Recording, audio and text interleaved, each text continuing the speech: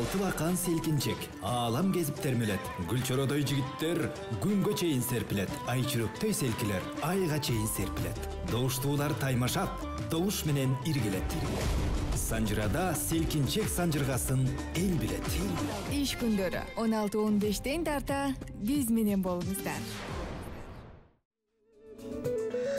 16:22 минутта Отманду кечиңиздер менен ардактуу Санжыра радиосунун жалпы угармандары жана НТС телеканалынын көрөрмандары түз эфирде сиздер сүйгөн селкинчек долбоору жылнамада бүгүн 23 март жаздын дал ушундай 1-айынын соңку күндөрүнө бара жатабыз. Ардактуу угармандар, билинбей убакыт учкан кош дейт, өтүп жатат. Бул мүнөттөрдү текке кетирбей алдагы 1,5 саат аралыгын келген таланттарды колдоп, коштоп, жакшы жылуу сөзүңүздү, пикириңизди айтып, биздин катарда болом десеңиз 57 77 98 сандар кызмат кылат. 0312 бул шаарыбыздын коду. Андан сырткары биздин Санжыра радиосунун Instagram баракчасына катталыңыз дагы, ал жактан келген эки таланттын сүрөтүнүн астына добуштарды узата берсеңиздер болот. Добуштарды кабыл алуу Instagram баракчасында кийинки турга чейин жүрөт. Андыктан сөзсүз билдирүүлөрдү бүгүн бере албай калсаңыз, эртең болобу, башка күндү болобу, айтор узата берсеңиздер кабыл алууга даярбыз. Селкинчек долбоору эл арасындагы элдик таланттарга атайын кастинг жарыялаган. Ошол кастингдин негизинде тандоо турун баштаган болчубуз. Тандоо турунун бүгүн 31 айлампасы башталгандан да ушул 31 айлампанын кадырлуу меймандары студиябызда конокто. Стамбекова Шайырбүбү эжекебиз жана ошондой эле таланттуу биздин Жеңишбек Азизов студиябызда конокто. Кол чабуулар болсун. Жеңишбек Азизов жана Стамбекова Шайырбүбү эжекебиз бүгүнкү күндүн күнөөкөрлөрү десем жаңылбайм. Эки талант бүгүн ыр жарышка аттанып атышат. Кудай буйруса, эки талантты тең жанында коштоп келген таланттар бар экен. Тааныштырып коеюн. Стамбекова Шайырбүбү эжекебиздин жанында коштоочусу белгилүү биздин аккордеончу агайыбыз Кубанычбек Кесеналиев. Кош келипсиз. Жана ошондой эле Жеңишбек Азизов агайыбыздын жанында Сатаров Акылбек мырза аккордеондун коштоосунда, жана Жаркынбаев Нурадил мырза шылдырак менен ушундай бир шаңдантып, бүгүн селкинчекти күйлөтмөктөрсүн тегеретебиз, айлантабыз деп аябай. Мен байкаганыман саат 12 деле келген жигиттер, мен учурашсам үчөө тең мени тааныган жок окшойт. 12ден бери уш жерде. Анан биздин Шайырбүбү эжекебиз эрте келип, бүгүн аябай бир селкинчекти өзгөчө күйлөнтөбүз деп жакшы даярдыктан келип олтурушат. Эки талантты тең колдоп коштоп бериңиздер. Кош келдиңиздер. Мен сиздерди көрүп турганыма кубанычтамын. Шайырбүбү эжеке жана Жеңишбек мырза, кечиресиз. Жакшы келдиңиздерби? Кайдан келдиңиздер? Кантип катышып калдыңыздар? Анан даярдыктар кандай? Кандай максатта катышып атасыздар? Эң башка максатыңыздар жеңип аягында сыйлык алуу же кандай? Музыкалык билим барбы, жокпу? Толугураак өзүңүздөрдү тааныштырып, эл менен амандаша кетиңиздер. Саламатсыздарбы? Санжыра телерадиосунун жалпы жамааты жана жалпы эле кыргыз элим. Мен баарыңыздарды Рамазан айы менен куттуктаймын. Орозо кармаган жалпы жарандарыбыздын орозолору кабыл болсун. Мен ушул кастингге катышкам. Кубаныч Эсеналиев агайдын жардамы менен катышып, анан ушул азыр Санжырага келип отурам. Мен музыкалык билимим жок. Кайсыл жердин аккусуз? Тар чөйрөлөрдө ырдап жүргөм. Мен Жалал Абад областына караштуу Аксы районунун Ак Жол айылынан болом. Өзүм азыр Бишкекте турам. Эң жакшы. Сонун эч кандай музыкалык билим жок, бирок тар чөйлөдө талантымды тартуулап жүрөм дейт. Да ушул талантты мындан ары таанып жүрүңүз. Жана селкинчек долбооруна башка максатыңыз эмне болду катышуу? Жөн эле катышуубу же жеңүүбү? Жеңүү деле деп айтып койсо болот. Катышкандан кийин аракет кылыш керек, ооба. Бирок катышып койгондо аябай жакшы деп ойлойм. Эң сонун, азаматсыз, эң сонун. Келиңиз анда, Жеңишбек мырза. Жеңишбек Азизов, кезек сизде. Сиз кайдан келдиңиз? Аты жөнүңүздү толук элдер менен амандашып, кай жердин кулуну болосуз? Селкинчек долбоорун канчадан бери көрөсүз же угасыз? Эмнеси менен жагат? Сиз бүгүн кандай даярдыкта келдиңиз? Музыкалык билим барбы, жокпу? Келиңиз айтып өтүңүз. Саламатсыздарбы? Санжыра радиосунун жамааты. Катуураак сүйлөйбүз.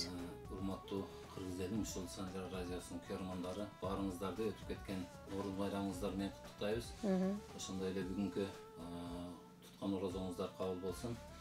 Мен өзүм Чоңлай районунун Чоңгай районунан болом, Карамык айылынан. Музыкалык билимим жок. Санжыра радиосун мен ардайым көрөм. Санжыра радиосун мен сүйүп көрөм. Элдеги таланттарды ушул жерге алып чыгып тартуулап аткан сиздерге чоң рахмат. Ошо Санжыра радиосунун жамаатына терең ыраазычылык билдирем. Азамат, сиз канча убакыттан бери ушул ыр чөйрөсүндө мындай аралашып калдыңыз? Музыкалык билим жок болсо дагы. Ыр чөйрөсү мен үчүн таланттуу дейм. Мен өзүм ырды сөзсүз байкаштырып, маани берип, ушул ыр чөйрөсүн жакынмын, ыр чөйрөсүнө. Кичинемден эле ошондой. Эл алдына чыгып ырдабасам деле ошо маани берип, байкап, аракет кылып жүрөм. Азамат, насип экен бүгүн мына сиздердин санжыраңыздар чакырып ушул жерде ниет кылып жүргөн буюрса, Алланын буйругу экен, ошол жерге келип калып атабыз. Ыраазычылык билдирем, жамаатыңыздар менен бактылуу болуңуздар. рахмат, айтканыңыз келсин. Демек, сиз дагы ушул таланттардай болуп мен да келип ырдап талантымды көрсөтсөм деген кыялдардын бири бүгүн орундалып атат. Бүгүн орундалып. Эң сонун экен, азаматсыз. Кубанычтабыз биз дагы. Ал эми жаныңызда отурган жигиттерге, Акылбек байкеге, Нурадил мырзага да ийгилик каалайлы. Сиздер кандай коштоп берсеңиздер, ошондой баягы Жеңишбек мырзанын маанайы ошондой болот. Сиздерден көз каранды дегендей. Ал эми Шайырбой жекемдин маанайы албетте Кубаныч байкемдин көз каранды. Бирок Кубаныч байкем эми айымдардын көңүлүн алуу жагынан профессионал болуп калбадыбы, айтпаса деле түшүнүктүү болуш керек. Ар бир айымдын кыялын билип, ар бир айымдын көз карашынан кандай кылыш керек экенин билет окшойт да менимче. Туурабы, Кубаныч байке? Үйрөнүп калдык буюрса. Үйрөнүп келатасыз, Жакшы, ардактуу армандар, эми программабызды баштадык. Кимиңиздер биринчи күйлөнүп, кимиңиздер биринчи күйгө саласыздар? Күйгө жекем салат да. Макул, мен эң биринчи көрөрмандардан кичине кечирим сурап өтөйүн. Мен ошол ооруп аттым эле. Үнүм кичине анча-мынча туура эмес болуп калса, кечирим сурайм. Мен ошо Эке Мукамбетовго таандык кыялдануу деген чыгарма менен баштап берейин. Кыялданасыз баштагандай. Эң сонун келиңиз.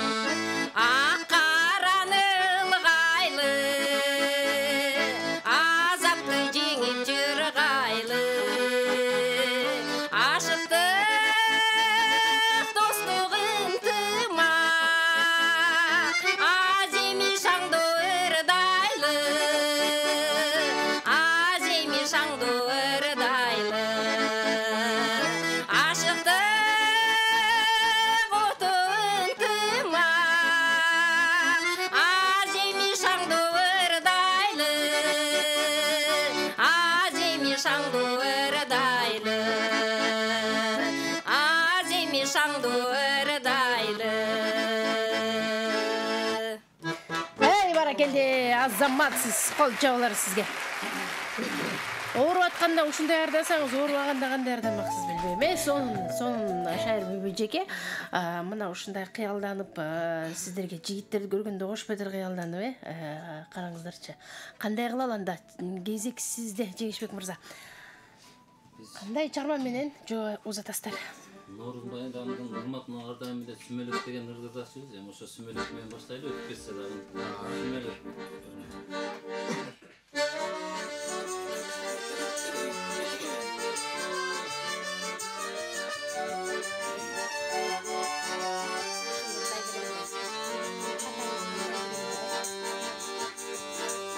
Тамырларга жылуулук келип кайран, тайкунандай туйлаша тулам сайран.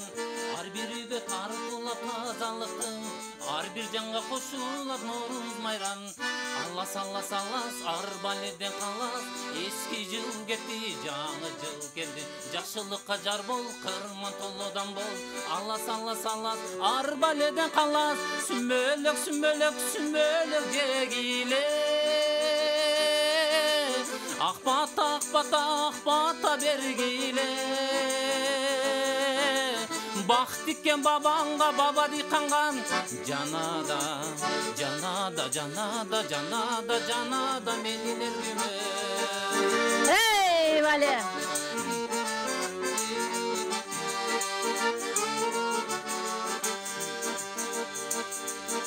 Саманчынын жолунда санчудай, айлар өтүп жыл толуп келди кайран. Алла тонун борунда айылымдан, ар улуттун өзүндө Норuz майран. Аллас аллас аллас арбаледен калас, эски жыл кетти жаңы жыл келди. Жакшылыкка жар бол, кырман толодан бол. Аллас аллас аллас арбаледен калас, сүмөлөк сүмөлөк сүмөлөк жегиле. Акбата акбата акбата бергиле. Бак тиккен бабаңга баба дыйканган. Жанада, жанада, жанада, жанада, жанада менин эргиме.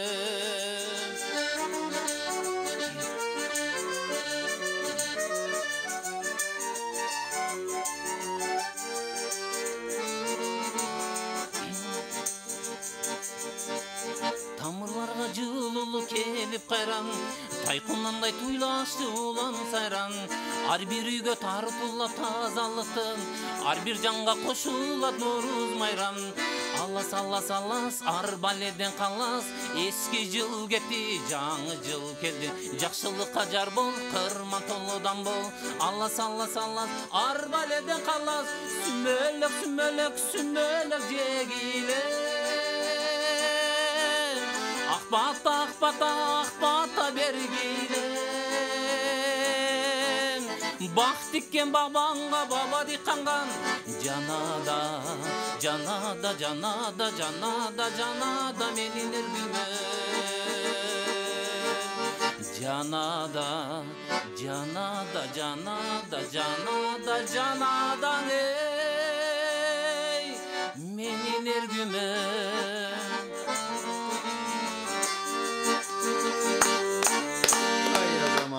Баракелде, азаматсыз кол жабылар сизге. Жеңишбек Азизов аткаруусунда дал ушундай сонун чыгарма ардактуу армандар. Караңыздарчы эл ичинде кандай таланттар жатат.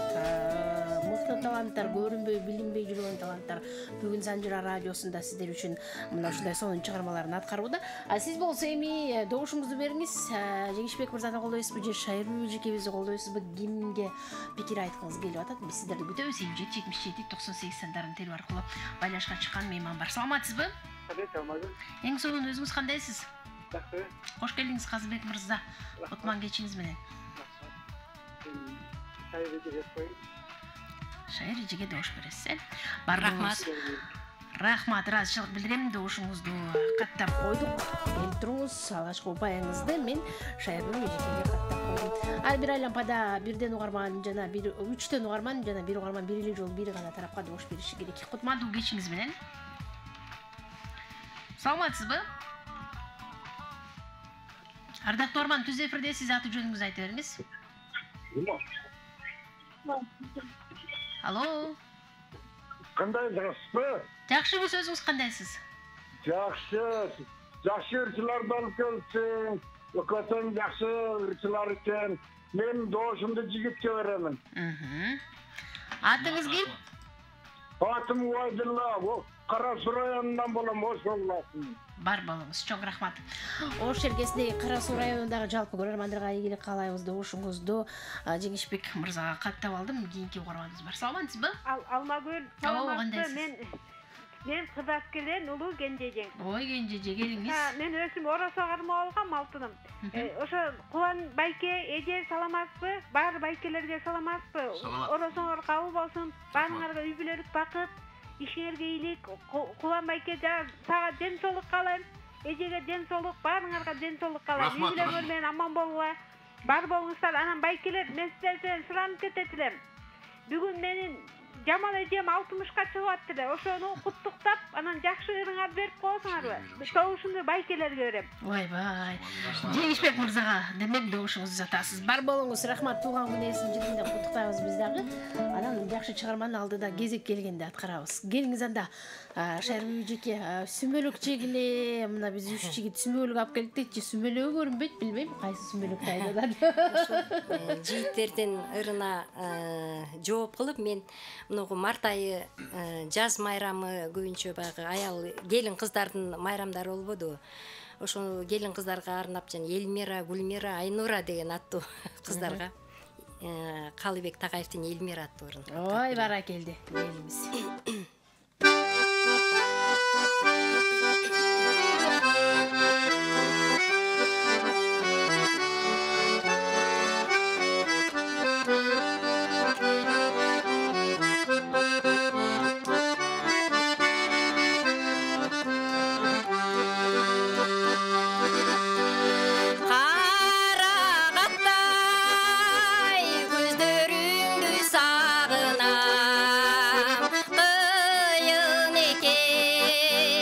Жаштык сага багылган, күтө жете албадың зарыгын. Айтчы деги качан сага жолуган.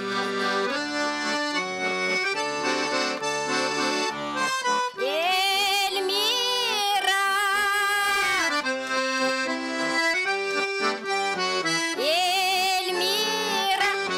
Элмира, кызматың эл үчүн, кыйналдым сен үчүн, үзүлбөйт сенден үмүтүм.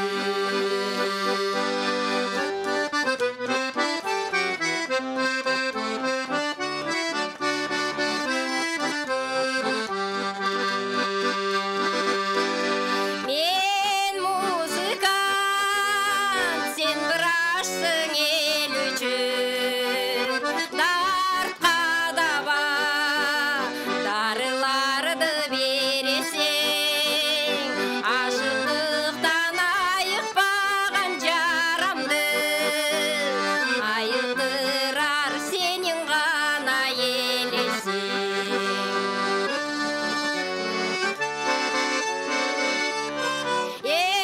Элмира,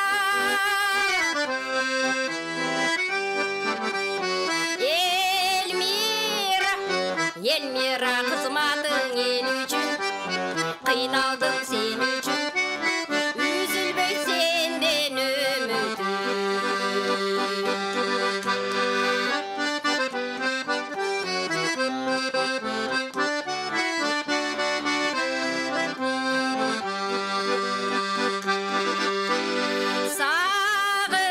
Сагынамын, сансыз ойго батамын, жолугушуп качан көңүл ачамын. Сен дарылап көп жашасын адамдар, тилектештик саламымды жазамын.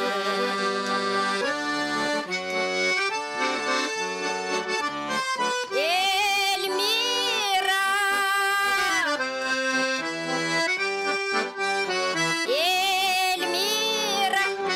Элмира, кызматың эл үчүн, кыйналдым сен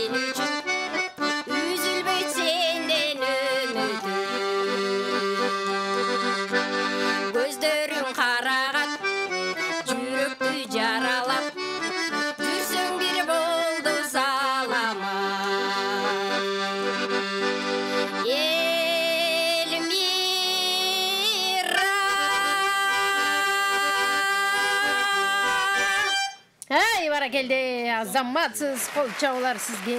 Керемет сонун аткаруу. Эльмира деп аталган жакшы Ырстамбекова Шайырбүй эжекебиз аткаруусунда жаңырды.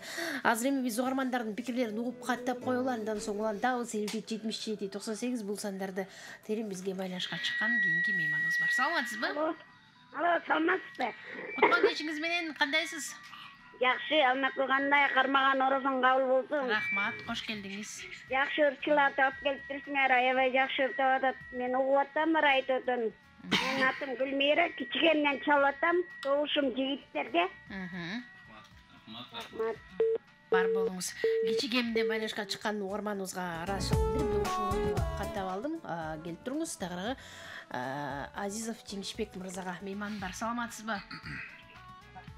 Алло, саламатсызбы? Отман кечиңиз менен кандайсыз? Мен добушум Шайыр эжеге. Атыңыз ким эле? Азиза. Чоң рахмат. Аты жөнүңүз ким, кайдан байланышканыңызды сөзсүз айтып туруңуздар. Биз үчүн өтө маанилүү ким кайдан байланышкан чыгып жатканы. Кутмандуу кечиңиз менен. Саламатсыздарбы? Саламатсызбы? Кош келдиңиз. Катаспай койдуңузбу?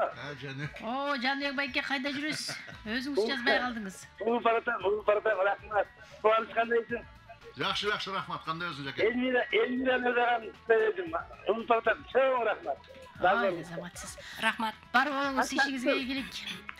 Келип туруңуз, байланышкан үчүн рахмат айтам. Добушуңузду Стамбекова Шайырбүй эжекебизге каттап койдум. Келгиңиздер анда жигиттер, Эльмира деген сулуу жалпы эле айымдарга арнап бердим деп атат. Анда сиздер кандай каласыздар? Кезек сиздерде. Анда эжекем мырына жооп кылып, жоготпо мени сүйүмдү деген чыгарма бар. Ошону аткарып берейин. Баракелде.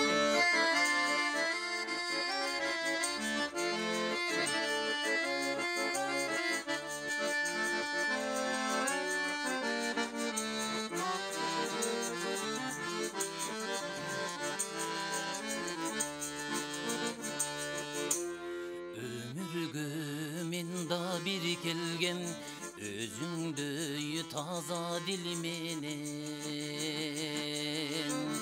өзүңдө ырдап өтсөм дейм өчпөгөн сүйүү ыр менен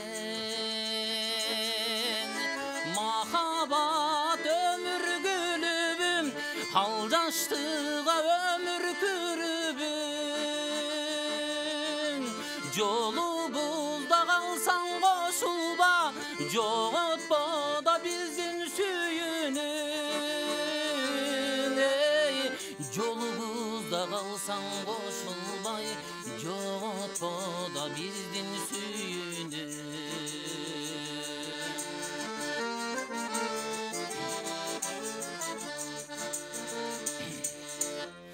жашоого мен да бир келген жаркыган таза дил менен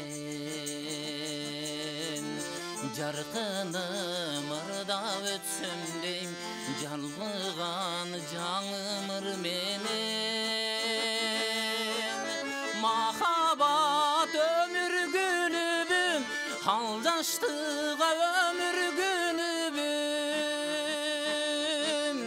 картайып кетсең кошулба коргулба биздин сүйүүнү картайып кетсең кошулбай коркулба да биздин сүйүүнү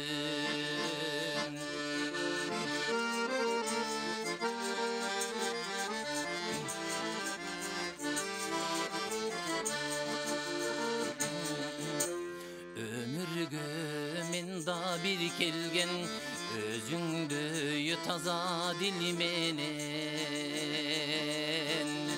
өзүңдө ырдап өтсөм дейм өчпөгөн сүйүү ыр менен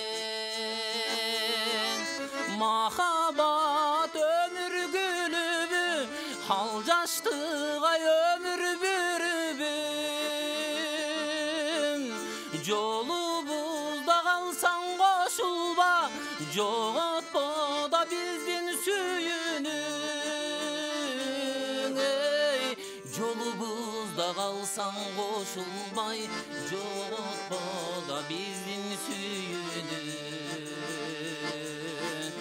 жолубузда калсаң кошулбай, жоготпо да биздин сүйүүбүздү.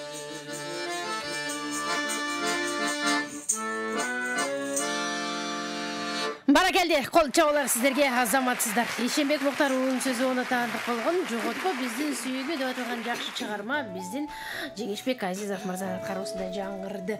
Ардактуу замандаштар, селкинчек долбоору элдик таланттарды тандоо турунун 31-чи айлампасын көрүп жана угуп жатасыз. Санжар радиосунан уксаңыз болот жана НТС телеканалынан көрүңүз. Бизде болсо мейман бар. Саламатсызбы? Кутман кечиңиз менен кандайсыз? Рахмат болсо. Мен болсун айымга берип коёмун. Жеңишбек мырзага, Айымга, кызга. Ой, айымга, ошентпейсиз да. Мен Азимбек мырзага деп айтып атат экен деп угуп атпаймынбы? Рахмат, бар болуңуз. Биз Шайырбүй эжекеңибизге добушубузду каттап койдук. Байлашка чыгып атканда үн алгысагын үн азайтпасаңыз ушинтип жаңырып бизге жакшы угулбай калат. Ошол себептүү мен сиздерден өтүнүм үн алгыңызды, сыналгыңызды үн азайтып алыңыз. Кутмандуу кечиңиз менен саламатсызбы?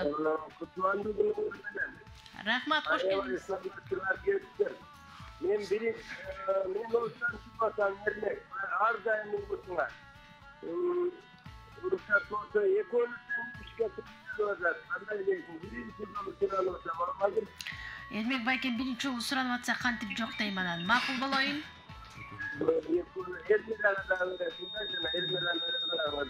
Шайырбүй эжекебизге жана Жеңишбек мырзага. Рахмат, разычылык билдирели. Ош чергесинен байлашка чыгып аткан Эрмек мырза. Рахмат айталы, бир бетиң көпсөң бир бетиң калат болуп атат. Экөө тең бирдей мен үчүн. Ошондуктан эки тарапка тең добуш берип койчу деп суранды. Саламатсызбы? Алло, саламатсыздарбы? Кутман кечиңиз менен? Мен Шайырбүй эжеге салам жолдойм. Атыңыз? Мен Жаркынаймын. Мен Жаркынай Бишкек шаарынан чабып атам. Кубаныч агайга да жакшы ийгиликтерди каалайм. Рахмат. Рахмат Жаркынай. Чоң рахмат каттап койгузуңузду Шайырбүй эжекебизге. Келиңиз анда Шайырбүй эже, ырдоо кези кайрадан сизде жигиттин жакшы чыгармасынан кийин кандай ыр менен улантайт атасыз? Мырзалардын аябай жакшы чыгарма болду. Мен азыр элдикир агалма деген ырды аткарып берейин. Агалма, кызыл алма кылып терип берейин. Эң сонун келиңиз анда.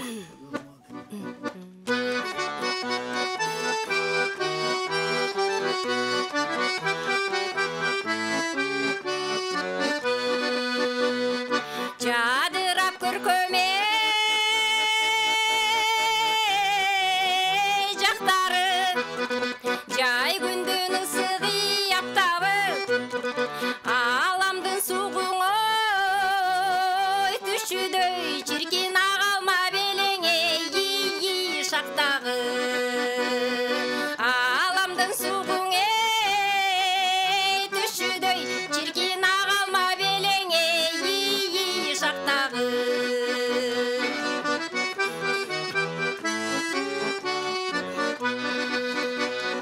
Чаңкасам барып ичүүгө, балы болсоң жутаңы калгандай, жашыл гүл болуп калбапсың, чиркин жакама тагып алгандай. Жашыл гүл болуп калбапсың, чиркин жакама тагып алгандай.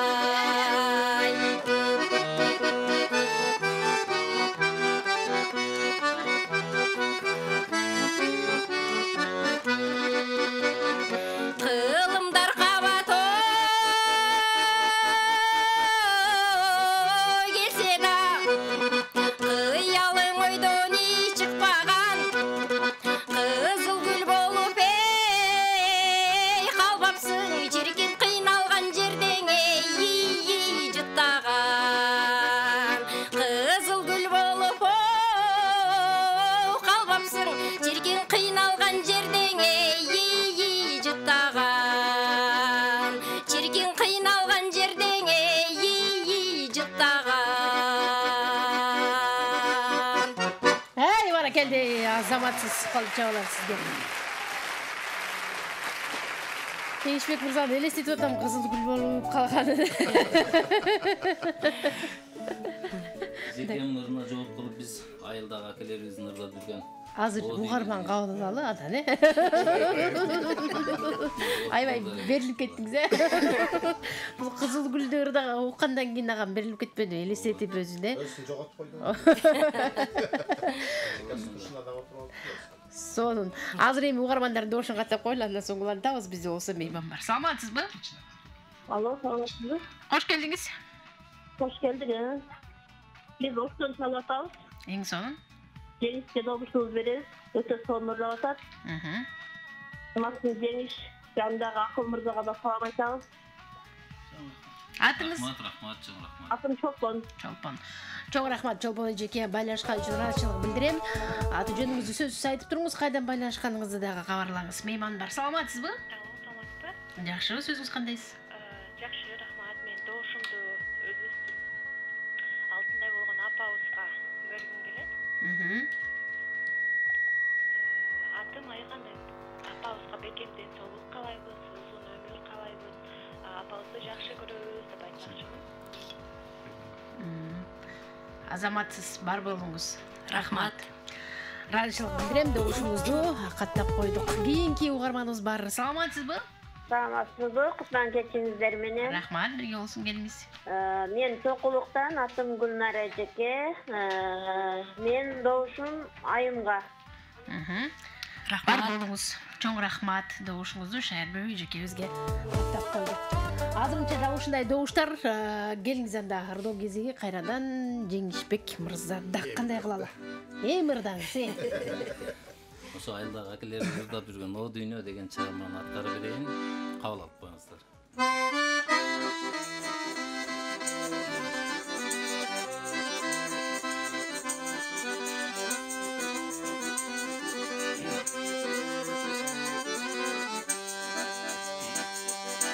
Ötörübüz da geterbiz, ölgöndön keyin bekerbiz. O armandu kengdünem, Kuzayga küfür süylöbün. Etegi jok, jengi jok, endey göynök kiyerbiz. Eşigi jok, törü jok, karangı tamga girerbiz. Ay, haydi di di di di di di di di di di di di, hoydi. La ilahe illallah Muhammed Resulallah Hudayım özün bir sağdağı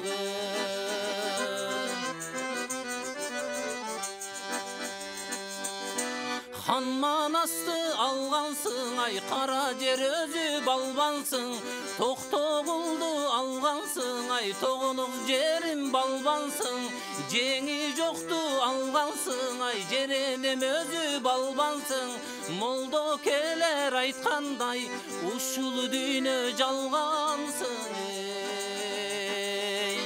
Haydi di di di di di di di di di di Hoydi La ilahe illallah Muhammed Resulallah Hudayım özün bir sağdağın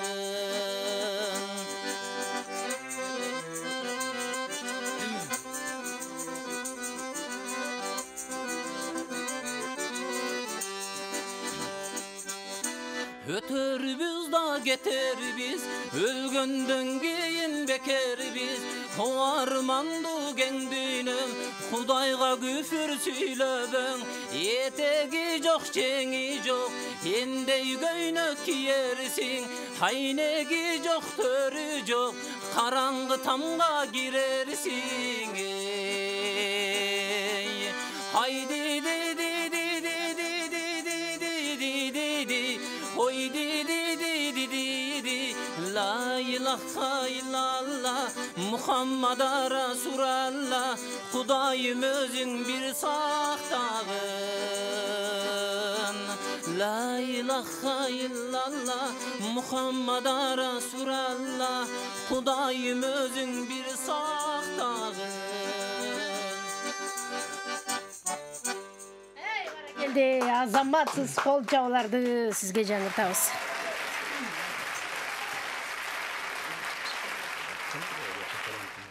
Жеңишбек мырза, чынында жакшы ырды айта экенсиз, мындай обонду ыргагын келтирип, кайсыл жерден созуш керек, кандай кылыш керек, кайсыл жеринде өзгөчө краскасын чыгарыш керек, мындай өзүңүздүн жакшы бир ыкмаңыз бар экен, азаматсыз, баягы музыкалык билимиңиз жок болсо дагы, эгер билим алган болсоңуз эмгичекте.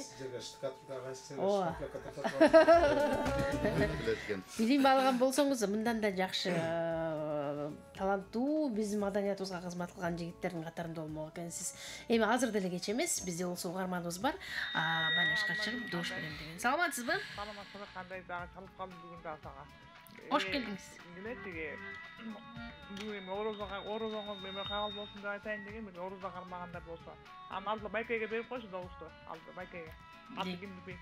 Жеңишбек мырза. Бар болуңуз. Рахмат, чоң рахмат. Ыраазычылык билдиребиз добушуңузду. Жеңиштин күнүнө узатып койдум дагы кийинки угарманымды каттап алам. Саламатсызбы? Кош келдиңиз. Угулбай атасыздар эжеке.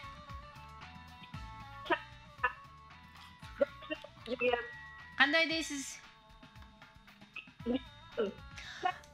Алло. Ардактуу угарман, кайра байланышыңыз, биз сизди күтөбүз. Убактыбызды албай эле, башка угармандарга да мүмкүнчүлүк берели. Байланышыңыз жакшы болгон жок. Саламатсызбы? Алло, саламатсыздарбы? Кутмандуу кечиңиз менен кош келдиңиз. Мен добушум Жеңишбекке. Канттан чалып атам, Акылбек атым. Акылбек мырза Канттан. Чоң рахмат, бар болуңуз. Добушуңузду каттап койдум. Ар бир лампада 3 угарман, кийинки мейман бар. Саламатсызбы? Алло. Алло, саламатсызбы? Кутман кечиңиз менен кош келдиңиз. Куш көрдүк. Мен добушумду Жеңишбекке берем. Мен Бишкек шаарынан чалып аттым эле. Атыңыз? Атым Алмазбек. Алмазбек мырза. Эмнеси менен жагып атат сизге Жеңишбек мырзанын ырдаганы? Көз көрүнүп эле кайсы мезгилде созуп, кайсы мезгилде тормоз тээп, өзүңүз көрүп атпайсызбы? Кайсы жерде газ Сиздин кесибиңиз айдоочу окшойт, Ооба. Ошон үчүн айтып атабыз да, кайсы жерден тормоз тээп. Аны мен жакшы билбейт экенмин, бирок рахмат сизге байланышкан үчүн ыраазычылык билдирем. Добушуңузду каттап койдум. Келиңиз анда кезек эми шаербүбү, эжекебизде шаербүбү кандай кылалы, кандай чыгымы? Мен Касым уулуна таандык ойдо болсоң самаган аттуу ырды ырдап берейин. Баракелди, келиңиз.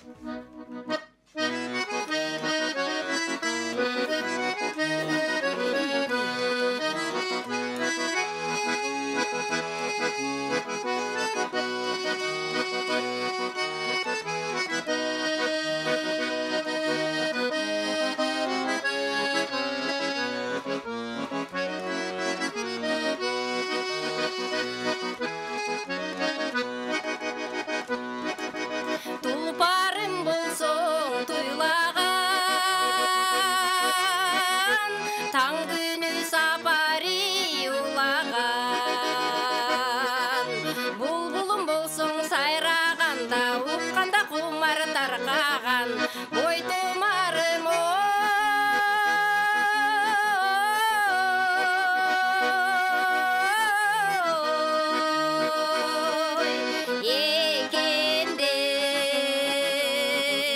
ойдогу болсоң самаган.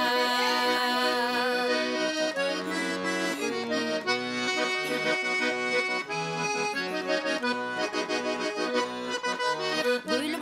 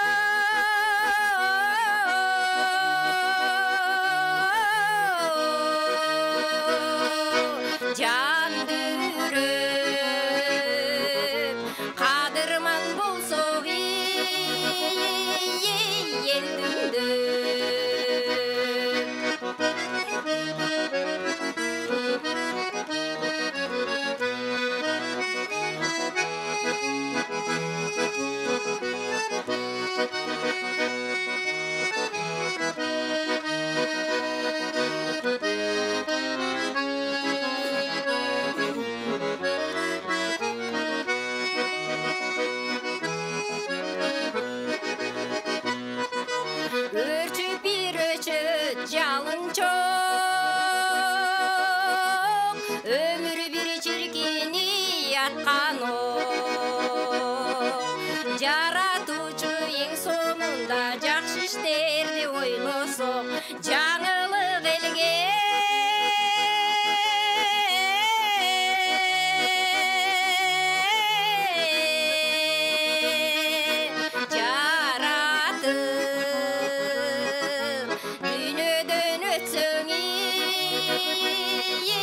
арман жок жаратуучу эң сонунай жакшы иштерди ойлосок жаңылык элге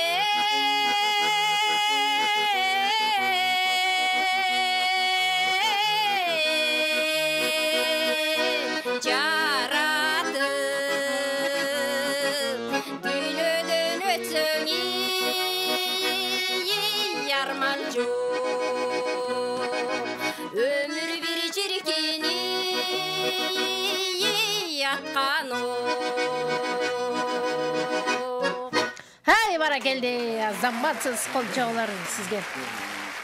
Шәрбүү жекебиз сонун керемет аткарат, Су кандай созуш керек, кандай кылыш экенин дагы абдан жакшы билет экен, жакшы өздөштүргөн экен Шәрбүү жекебиз дагы. Бар болуңуз, сиз дагы убагында агайдын жанында жүрсөк үйрөтөт да барын. Билим алып, окуп калганыңызда эмгише, белдүү ырчылардан болуп калмак экенсиз. Беделдүү дегендей. Угармандардын добушун каттайлы, эл арасындагы мындай ушундай катылып жаткан таланттарды Санжира радиосунун селкинчек долбоору сиздердин алдыңыздарга сунат. Таланттарга колдооңузду көрсөтүп, тилегиңизди айтып, пикириңизди айтам десеңиз 5777-98 сандар кызмат кылып жатат. Бизде мейман бар. Саламатсызбы? Алло, саламатсыңарбы Алмагүл? Жакшыбы, сөзүңүз кандайсыз? Кутман кечиңиз менен. Кандай, жакшысыңарбы? Бар, жакшы. Мен Бишкек шаарынан салып атам. Атым Саламат. Өкөтең аябай сонун экен, бири болсо Зейнеп эжеге окшоп урдайт экен, бири дагы аябай сонун урдайт экен. Эми экөөнө тең бериш кыйын, жеңишке берип коеюн эми. Бар болуңуз. Рахмат. Добушту. Рахмат. Ыраазычылык билдиребиз, келтириңиз. Баары сизде түшүнүктүү болсо, программанын шартын бузбай бир гана тарапка добуш берип. Рахмат сизге, добушуңузду каттап койдум. Экөөтең жакшы болуп турса дагы бир тандоо керек болот. Мейман бар. Саламатсызбы? Саламатсыз. Кош келдиңиз. Кош келдик. Селкинчек аябай сонун селкинип атат. Экөөтең жакшы урдайт экен. Биз добушубузду Шайыргүлгө берели деп атабыз. Бишкек шаарынан Гүлбара. Гүлбара эжеке, чоң рахмат. Рахмат Гүлбара. Бар болуңуз, добушуңузду каттап койдум. 57-77-98 кийинки мейман бар. Саламатсызбы? Алло, саламатсызбы? Кутман кечиңиз менен. Кандайсың, Алмагүл алтын кыз? Абдан сонбуз, өзүңүз кандайсыз? Чынар эжекем, кандай жүрөсүз? Жакшы, шүгүр. Орунда туткандардын оорусулары кабыл болсун. Бүгүнкү таланттар жакшы таланттар экен, эми. Тигинси да жакшы да экен, бул да жакшы да экен, эмне кыларыңды да билбейсиң. Ушундай да жаман экен да, кимисине добуш берерибизди билбей. Мен эми добушумду балага берип коеюн эми. Рахмат. Өзүм болсо Кара Балта шаарынын Алтын айылынын тургунумун. Атым болсо Чынар. Бар болуңуз, Чынар. Барыңарга ден соолук, ишиңерге ийгилик, таланттары ташкындай берсин. Таланттарына таажим. Буларды бир кыргыз эл артистеринен кем калбайт экен, экөөтең жакшырдашат экен. Аябай жакшы экен. Бүгүнкүлөр аябай жакшы немелер беришиптир. Рахмат. Рахмат, бар болуңуз. Эгер сиз ыраазы болгон болсоңуз, биз дагы ыраазы болобуз. Келтириңиз добушуңузду. Жеңишбек Азизов мырзага каттап койдум. Келиңиз анда, Жеңишбек мырза. Кезек кайрадан сизде.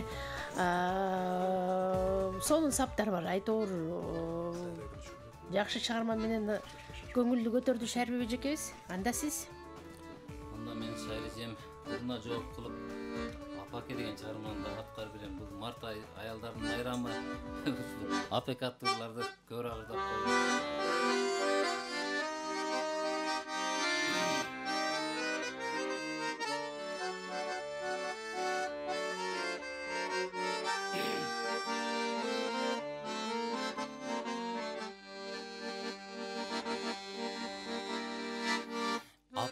Жылуу колуңдун табына жылын айынчын алдыңда жатыбың ала апау ал дейли ыруугайынчын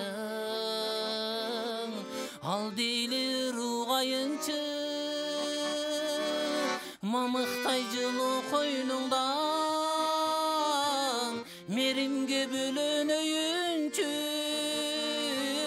мезгилди артка кайрычы апо мен кайра төрөлөйүнчү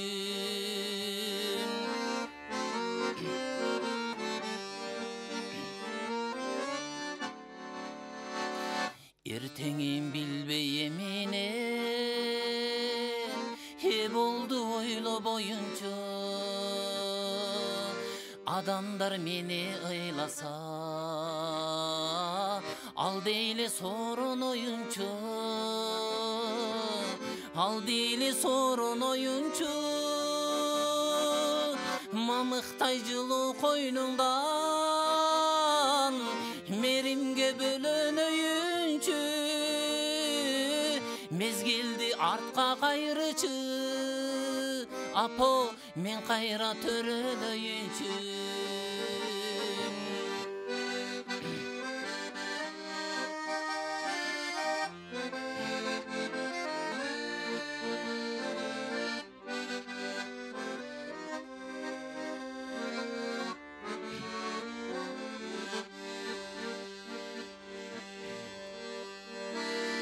өмүрдө болуп өткөнгө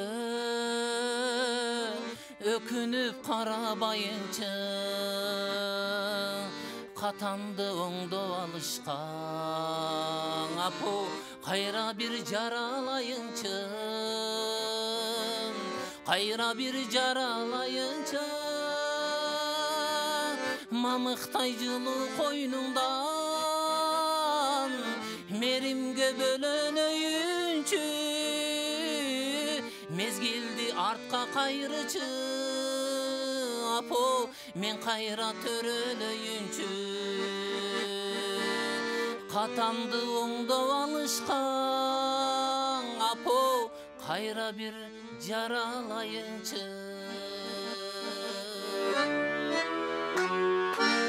эй баракелди азаматсыз кол чабуулар сизге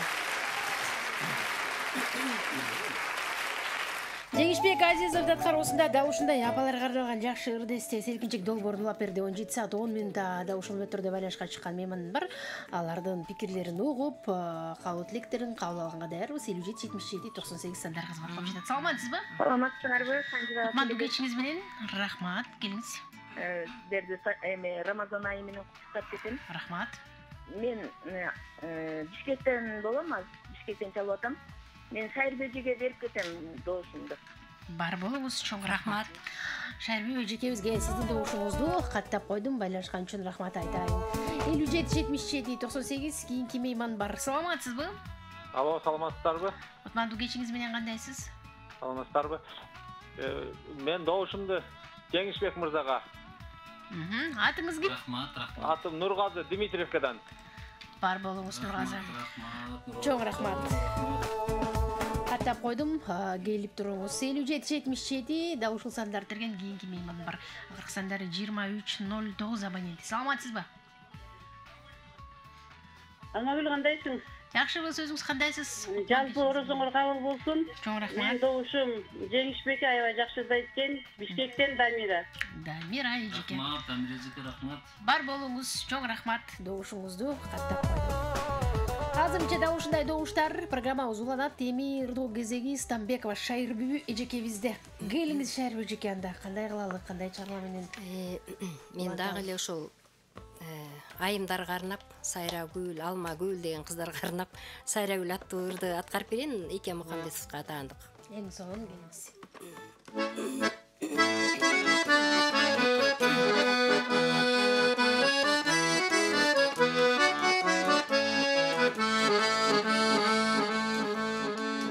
Сүйгөн элем мен сени, сүйгөн элем, жалыныңа жалбыртап күйгөн элем, кубулжуган үнүңдү келбетиңде бедер кылып жүрөгкө жүргөн элем.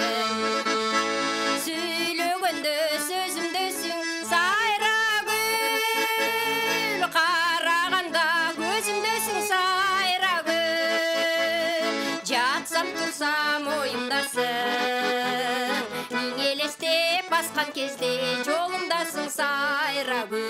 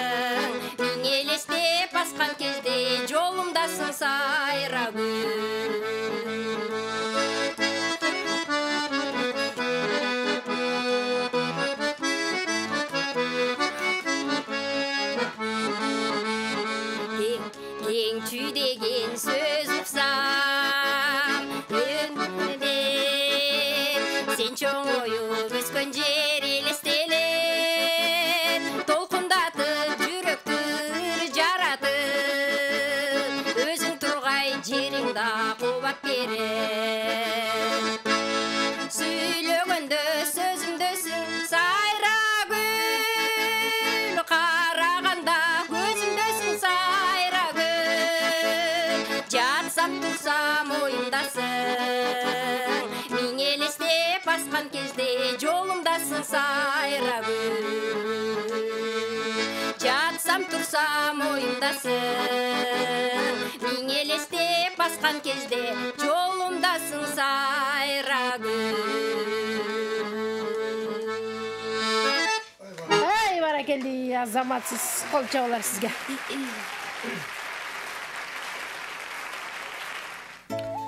Өйдөгүзгө береке, да ушундай жакшы чыгарма ардактуу угармандар, Селкинчек долбоорунда биздин Станбекова Шайырбек эжекебиздин кароосунда жаңырды.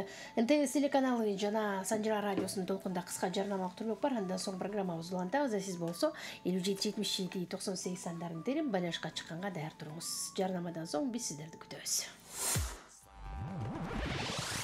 Алты бакан селкинчек, аалам кезип термелет. Гүлчородой жигиттер күнгө чейин серпилет. Айчүрөктөй селкилер айга чейин серпилет.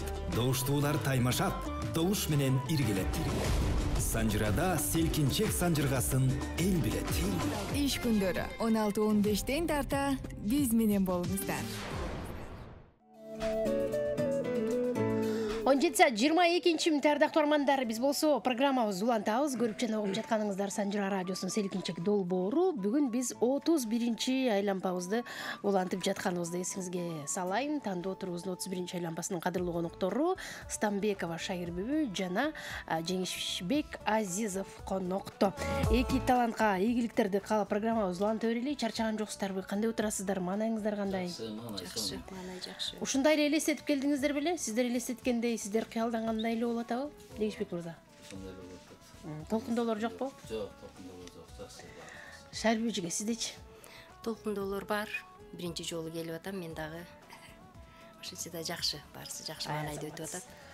Толкундойм ар бир адамда болсо керек, анан мунун баарын жеңип Кудай буйрса, жакшы ийгиликтер менен кетебиз деген ойдобуз. Ийгилик каалайм, чарчабаңыздар, чалыкпаңыздар, дагы 40 мүнөт бар. Бул убакыттарды жакшы өткөрөлү. Ардактуу угармандар, эми угармандардын добушун каттап коелу. Андан соң ырдоо кезеги биздин Жеңишбек мырзадан 77-97-98 бизде болсо байланышта мейман бар. Саламатсызбы? Кош келдиңиз. Кутман кечиңиз менен мен сизди угуп атам. Алло, саламатсыздарбы? Биз добуш берейик дедик эле. Жакшы болот. Атыңыз ким? Атым Эркайым. Жеңиш мырзага добуш берейик деген болчук. Рахмат, Эркайым. Ыраазычылык билдиребиз, добушуңузду каттап койдум. Кыска нуска аты жөнүңүздү айтып, кайдан байланышканыңызды кабарлап, анан добушуңузду узатыңыз. Саламатсызбы? Десем акыркы сандар 52 абонент эмнегедир алыстап кеттиңиз. Кайра байланышыңыз, биз сизди күтөлү. 57-77-98 сандарын терип. Кийинки мейман бар 35-24 абоненти. Саламатсызбы? Саламатсыздарбы? Жакшыбыз, кош келдиңиз. Рахмат. Мен добушумду Азизов Жеңишбекке берейин эле. Токмок шаарынан Алымкул. Алымкул мырза. Чоң рахмат, ыраазычылык. Добушуңузду каттап койдум. Ар бир айлампада 3төн угарман, кийинки мейманыбыз бар. Саламатсызбы? Алло. Кош келдиңиз. Айнагүл кандай? Жакшыбыз, өзүңүз кандайсыз? Ден соңуңуз жакшыбы? Жакшы, алсын, өзүңүз. Эң сонунда. Мен Бишкектен келип мен тештен Атым Каткен апа. Мен де ушунун жакшы ойлоп турасың. Көтүгү балага Жеңишбек балага Макулбуз, Каткен апа. Бар болуңуз, ден соолукта болуңуз. Келтириңиз, ыраазычылык билдиребиз, добушуңузду каттап койдум. Келиңиз анда, Жеңишбек мырза, ырдоо кезеги кайрадан сизде. Добуштардан кийин кандай чыгармаңыз бар? Сардал кыз деген чыгарма бар, ошону аткарып берейин. Эй, байым.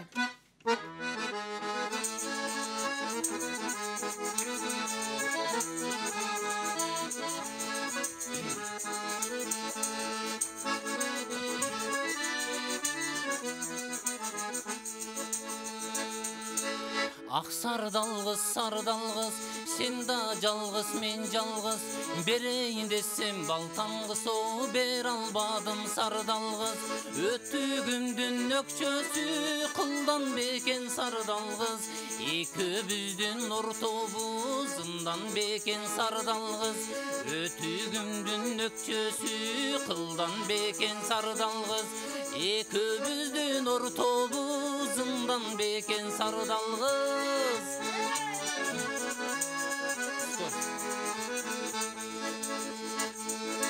Көк боз аттың құйрығы да күміш десем қылға ұқсайды. Екібізден ортобыз ей айчыл десем жылға ұқсайды. Ақ боз аттың құйрығы күміш десем қылға ұқсайды. Екібізден ортобыз айчыл десем жылға ұқсайды. Ақ боз аттың құйрығы алтын десем қылға ұқсайды. Екібізден ортобыз айчыл десем жылға ұқсайды.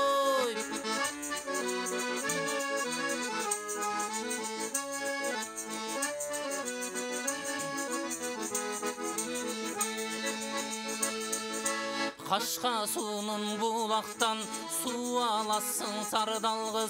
Қаралада мойын қатардай ей чуба аласың сардалғыз. Ақ мөңгілі дайрадан су аласың сардалғыз. Ашықтығым мансайын бұраласың сардалғыз. Ақ мөңгілі дайрадан су аласың сардалғыз.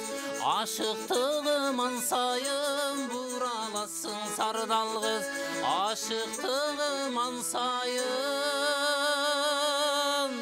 бұраласың сардалғыз, сардалғыз. Эй, баракелді, азаматсыз. Сардалғыз деп аталғанда ушундай жакшы чыгарма Жеңишбек Азизов мырзанын аткаруусунда жаңырды. Азыр эми угармандар кезеги күтүп калды. Алардын дагы пикирин укпасак болбос. 57-77-98 сандарын берген мейманыбыз бар. Саламатсызбы? Алло, саламатсызбы? Кутмандуу кечиңиз менен кандайсыз?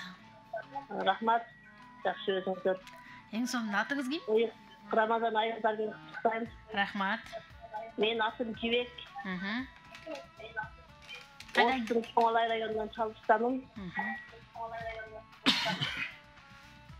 Мен Жеңишбек Азизов мырзага көңүлүмдү беремин. Рахмат. Башталгандан бери чалып атамын.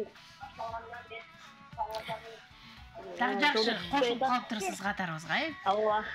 Башталгандан бери чалып ала албай аткандар деле толтура болуш керек азыр, э? Ооба, атайын алыстан чалган үчүн 2 добуш жазып койбойсузбу? Ой. Рахмат эжеке, бар болуңуз, ыраазычылык билдиребиз. Башка телефон номер менен дагы аракет кылып көрүңүз. Эми ушунча аракет кылгандан кийин бир угарман бир эле жолу бир гана тарапка добуш бере алат. Эрежелерди эстен чыгарбайбыз. Биякта болсо кийинки мейман бар. Саламатсызбы? Алло, саламатсызбы? Кош келдиңиз. Саламатсыз. Оу. Рахмат. Атыңыз ким, кайдан чалдыңыз? Бишкектен, Айнура. Батам? Эжекеңизге добуш берейин деп чалат. Апам экөөбүз. Апаң экөөңүздөн 2 добушпу? Бир эле добушта каттадым Жок, бир эле добуш эжекеңизге. Макул. Бар болуңуз, рахмат, ыраазычылык билдиребиз. Апаңыздын добушун Шайыр эжебиздин өздүгүнө каттап коюм, өзү ала кетет үйгө. Рахмат сизге. Мейман бар. Саламатсызбы? Саламатсыңар. Кош келдиңиз. Бүгүн эң жакшы ырчылар келиптир. Таланттардын атажым. Мен Бишкектен Айсулуу, добушум Жигитке. Жигитке бересиз. Рахмат.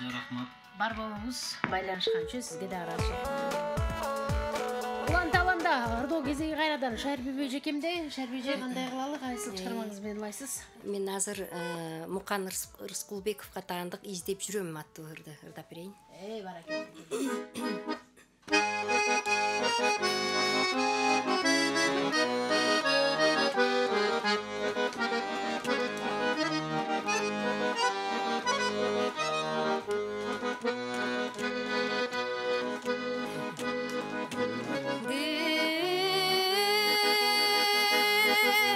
Көп ичинен издеп жүрөм, өзүңө көңүлүмдү түздөп жүрөм. түшүмдө апкарыбай сен деп сүйлө өңүмдөң айы жолукканда сиз деп жүрөм түшүмдө апкарыбай сен деп сүйлө өңүмдөң айы жолукканда сиз деп жүрөм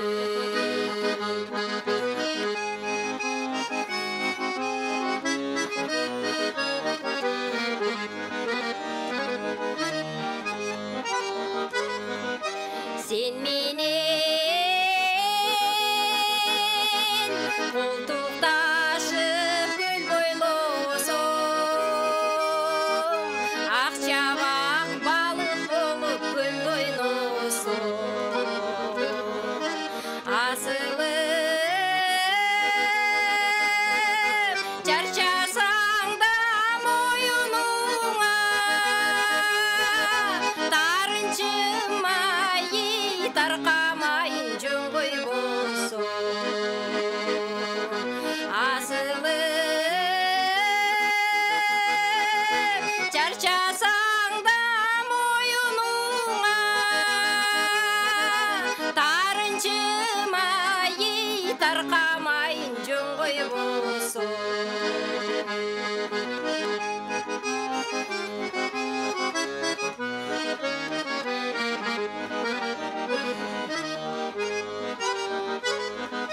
сыртыңдан көзүм түшүп суктанамын сөз кылса кыздар сени кызганамын айылыма келер бекен бастырып азаптуу айы айлуу түндө уктамагын айылыма келер бекен бастырып азаптуу айы айлуу түндө уктамагын азаптуу айы айлуу түндө уктамагын азаптуу айы айлуу түндө уктамагын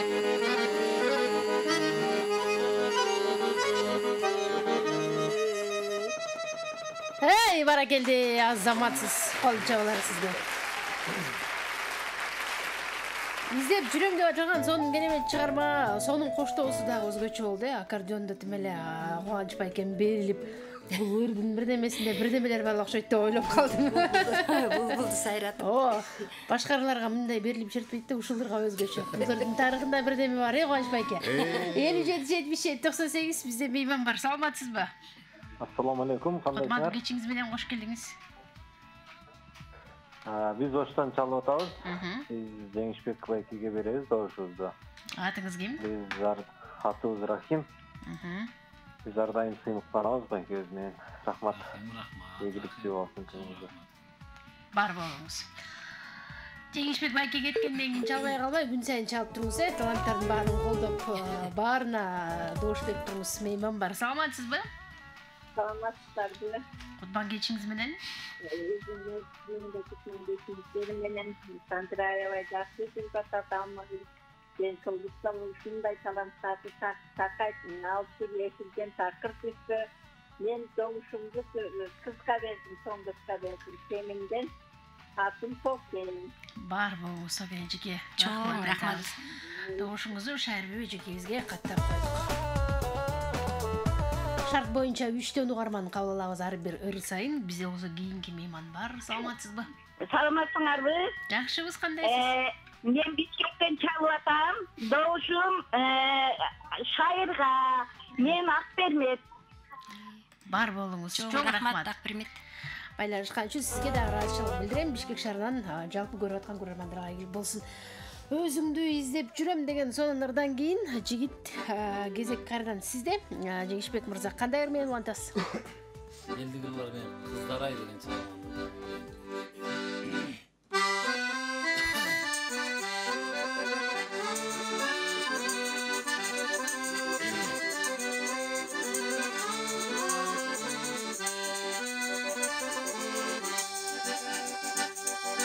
Жашыл гүлдөй жайкалып, айылды сонун түрлөнкөн, Акчыбекте буралып, балапандар тең өскөн.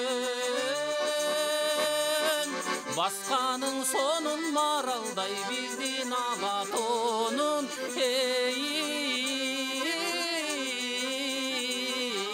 кыздар ай, ой кыздар ай.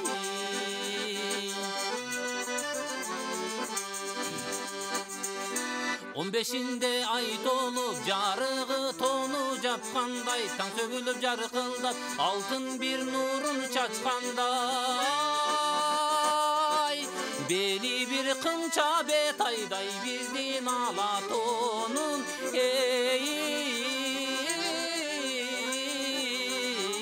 kızlar ay, oy kızlar ay.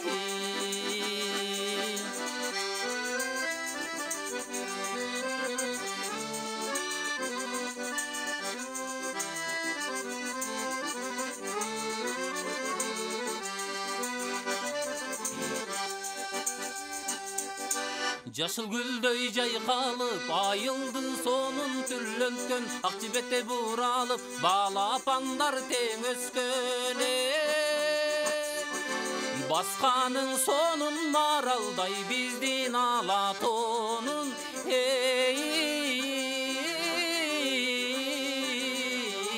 кыздар ай, ой кыздар ай.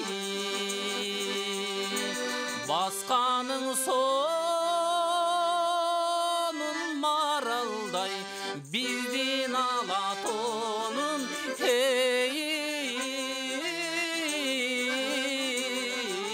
kızlar ay, oy kızlar ay. Barakelде, азаматсыз кол чабуулар сизге.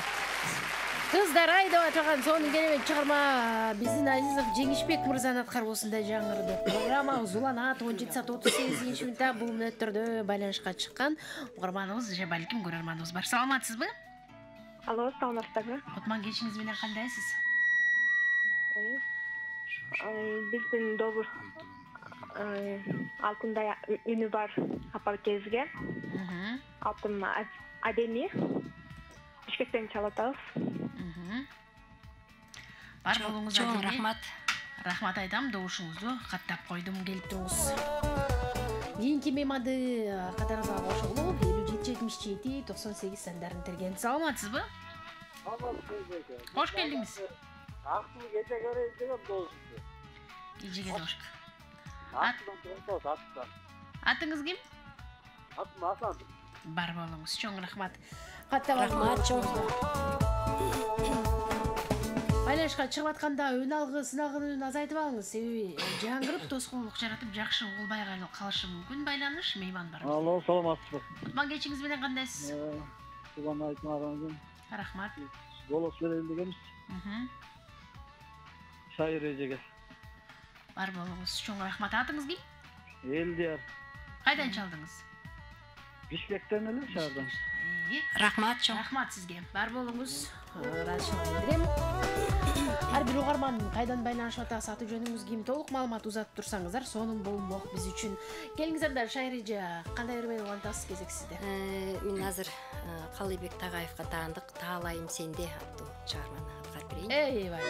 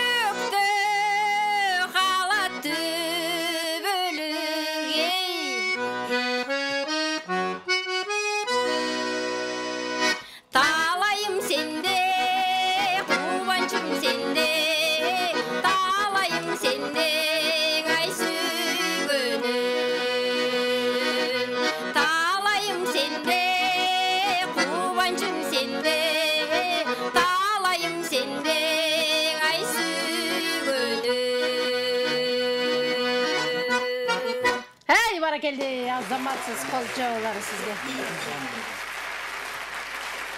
Таалайым сенде деп аталган сонун керемет чыгарма. Ардактуу угармандар, программабыз уланталы. Биз болсо байланышка чыккан меймандарга кезек беребиз. Угарманыбыз бар. Саламатсызбы? Сүйлөшпөйбүз. Саламатсызбы? Алло. Кутман кечиңиз менен. Угатам, сизде атыңыз ким? Мен Таалдуу Бишкектен. Сайручуна сайрга добушту. Бар болуңуз. Шайыр эжекебизге сиздин добушуңузду рахмат деп койдум. Таалдуу агабыз Бишкек шаарынын добушун шайыр эжекебизге узаттык. 57 77 98 03 112 бул сандар берген кийинки мейман бар. Саламатсызбы? Алло. Алло, саламатсызбы? Кутман кечиңиз менен кандайсыз? Жакшы. Сандык радиосын отуруп, добуш берүүчүм. Добушун сайырга. Бишкек шаарынан атым Элмира. Рахмат, Элмира. Рахмат, Элмира эжеке. Байланышкан үчүн сизге дагы ыраазычылыгымды билдирем. Кийинки мейман бар. Саламатсызбы? Алло. Саламатсыздарбы? Кутмандуу кечиңиз менен кош келдиңиз. Мен атым Кутбеден, Токмоктон чалып атам. Добушумду жигиттерге берем го. О дегениңиз жакшы экен. Рахмат. Бересиз, Рахмат, бар болуңуз. Азырынча да ушундай добуштар, азыр кийинки чыгарманы угуп, анан соңку 3 угармандын добушун кабыл алып жетишкенге аракет жасайбыз. Убакыт жетсе, шайыр ызырдай, жетпей калса, ошону менен жыйынтык чыгарабыз, Келиңиздер анда, жигиттер, Газек эми жеңишмек максат кандай чыгарма менен улантасыз? Асыл кечим деген чыгарманы аткарып.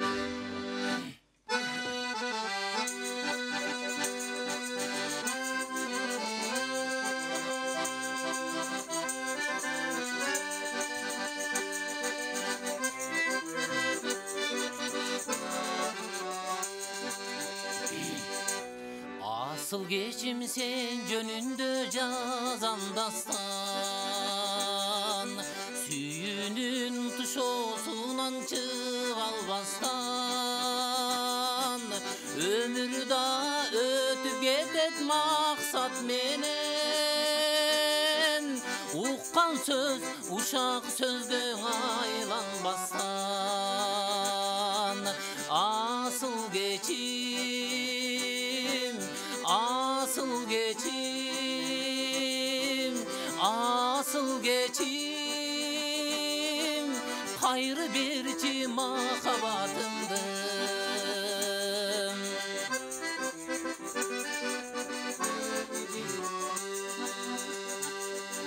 Süyü kulu Akmidin aytkanday, жетпесе да жемиши жогу бара, жүрөт белең караныңа жалынып, менде болсо жүрөктөгү бураман.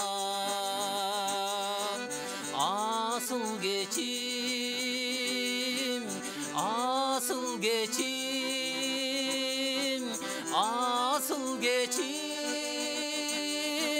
hayrı birçi makabatımdır. Eyvallah.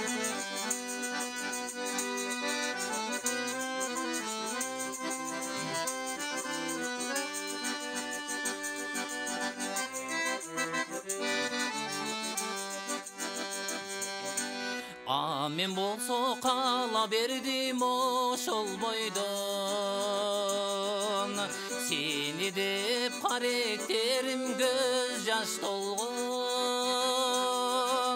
Аягында үмүт менен күтөм сени, арманым ай ак жүрөгүм муңга толгон. Asıl geçim, asıl geçim, asıl geçim, hayrı berçi makabatımdır. Asıl geçim, asıl geçim, asıl geçim, кайры берчи махабатыңды кайры берчи махабатыңды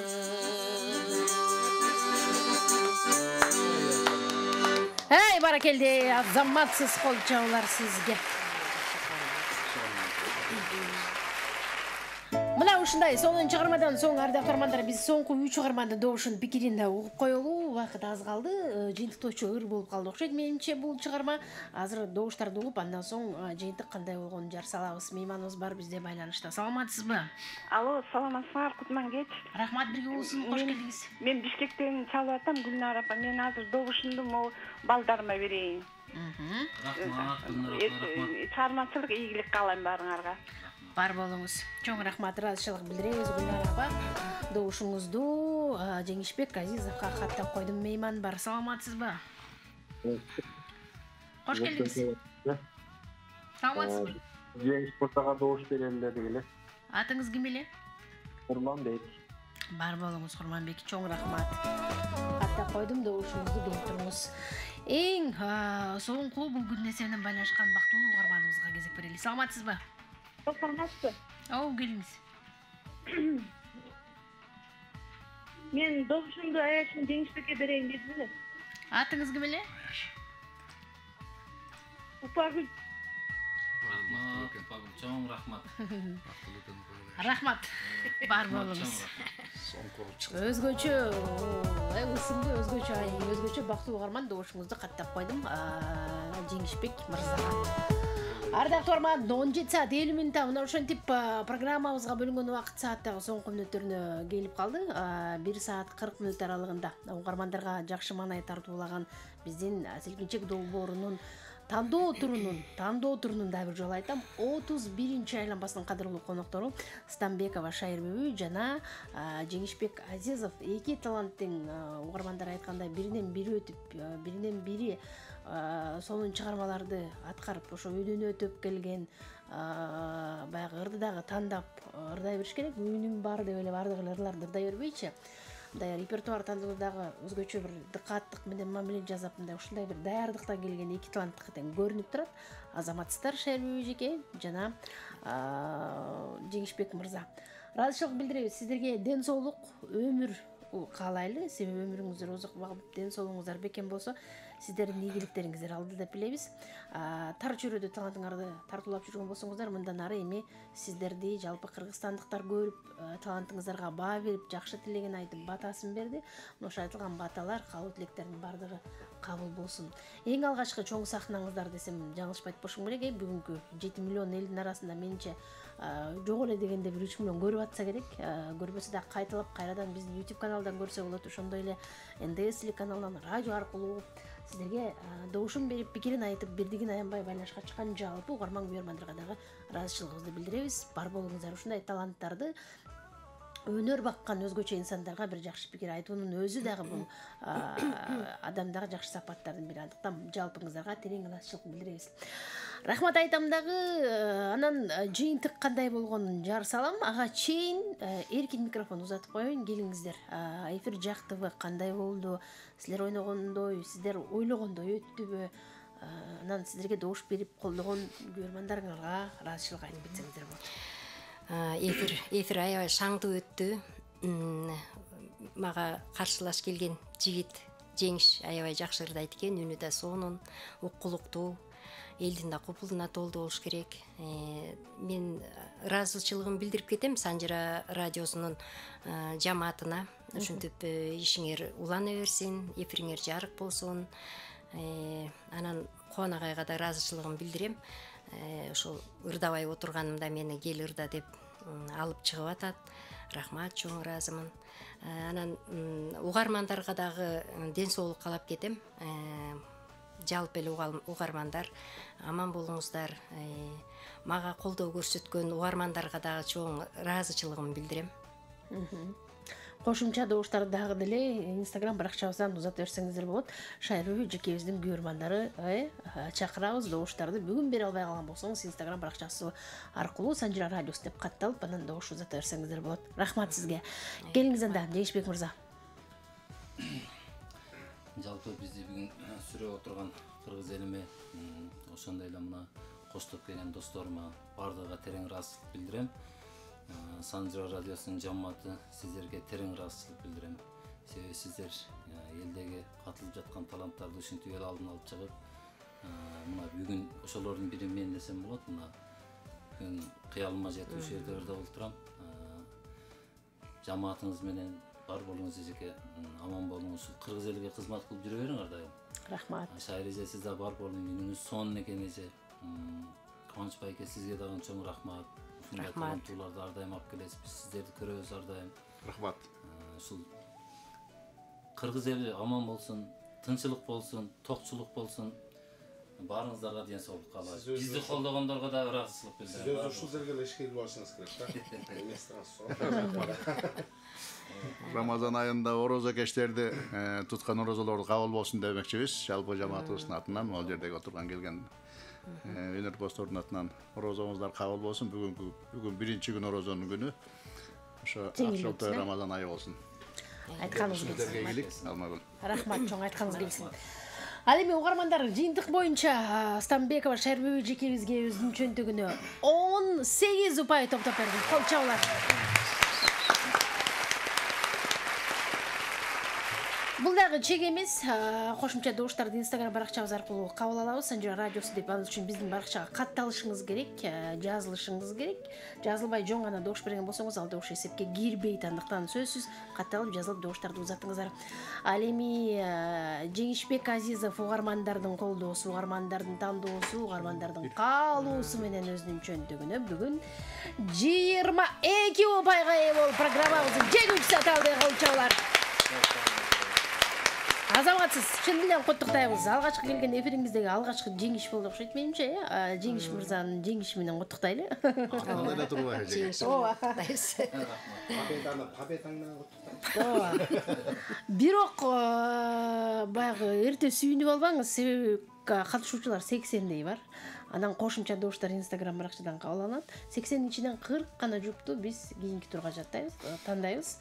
40 жуптун 20сы гана 30 жаштан жогорку билим албаган эл ичиндеги таланттар, 20сы билим алып аткан, консерваторияда, Бешеналиевада окуган таланттардан тандалат. Анан эмнеге аз эле тандап койдуңар деген тараныштар болбош керек да. Ошондуктан ийгилик, эми ар жагы кандай болот, аны Кудай буйрса убакыт көрсөтөт. Бар болуңуздар. Сиздер менен таанышып ушул куттуу студияда чогуу отурганыбызга өтө кубанычтамын. Сиздер отурган жерлерде кыргыздын каймактары, кыргыз маданиятына өзгөчө салым кошкон мыкты инсандар келип отурган. Алардыкы сиздерге жугуштуу болсун. Бул өзгөчө куттуу жер. Мен ойлойм, мындан аркы жолуңуздар дагы даңгыр болуп, дагы көп ийгиликтерди жаратасыз деген үмүтүм чоң. Экөөңүздөрдү тең бар болуңуздар, ийгиликтерди каалайбыз. Ардактуу угармандарым, ошентип бизге бөлүнгөн убакыт сааттагы өзүнүн соңку мүнөттөрүнө келип жетти. Селкинчек долбоору элдик таланттарын тандоо турунун 31 айланпасын бүгүнкү күндүн эсебинен жыйынтыктайт. Кудай буйрса эртең кайрадан эфир толкундан амандашкан чакта жакшы туруңуз. Аты жөнүм Алмагүл Турдалиева, көргөнүңүз НТС болсо, укканыңыз Санжыра радиосу болсун. Алты бакан селкинчек, аалам кезип термелет. Гүлчородой жигиттер күнгө чейин серпилет. Ай чүрөктөй селкилер, айга чейин серпилет. Добуштуулар таймашат, добуш менен иргилет. Санжырада селкинчек санжыргасын эл билет. Иш күндөрү 16-15 тарта биз менен болуңуздар.